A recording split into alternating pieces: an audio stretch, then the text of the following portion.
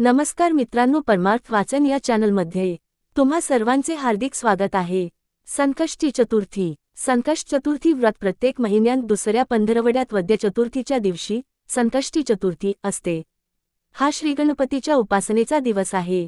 दिवसभर उपोषण करून रात्रौ चंद्रोदयाच्या वेळी श्री गणपतीची पूजा करून चंद्रदर्शन घेऊन उपोषण सोडावयाचे, अशी या व्रताची थोडक्यात पाळणूक आहे। श्री संकष्टहर गणपती हे या व्रताच्या देवतेचे नाव आहे। हे व्रत करणाऱ्या स्त्री अगर पुरुषाने व्रताला सुरुवात श्रावण महिन्यातील संकष्टीच्या दिवशी करावी। सतत 21 संकष्ट करून व्रताचे उद्यापन करावे। काही जण इच्छा पूर्ण होईपर्यंत तर बहुतेक जण सततच संकष्टीचा उपवास करतात। संकष्ट चतुर्थी कशी करावी? संकष्ट चतुर्थीचे व्रत करणाराने त्या दिवशी पाण्यात काळे तीळ टाकून त्या पाण्याने आंघोळ करावी। दिवसभर गणेश चिंतन करून उपवास करावा। आवश्यकतेनुसार उपवासास चालणारे पदार्थ खावे। दिवसभर आपला उद्योग धंदा करावा। संध्याकाळी रात्रो आवश्यक वाटल्यास आंघोळ करावी। नंतर स्वच्छ पाटावर अगर चौरंगावर तांदूळ अगर गव्हाची लहानशी रास करावी। त्यावर स्वच्छ पाण्याने भरलेला कलश ठेवावा। कलशाभोवती 2 वस्त्रे गुंडाळावी। त्यावर ताम्हण ठेवून त्यात श्रीसंकष्टहर गणपतीची स्थापना करावी। त्याची षोडोपचारे पूजा करावी। पूजा करणाराने अंगावर लाल वस्त्र घ्यावे। पूजेत वाहायचे गंध, अक्षता, फूल, वस्त्र तांबड्या रंगाचे असावे।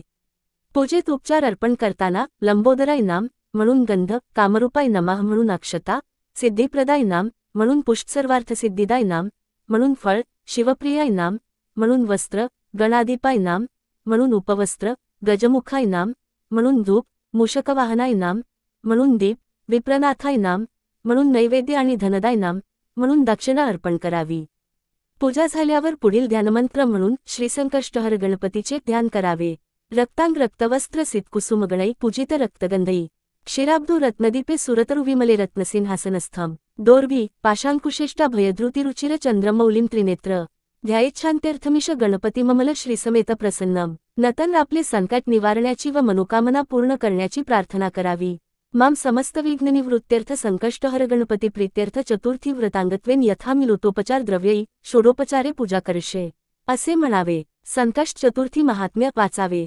21 मोदकांचा नैवेद्य दाखवून आरती करावी।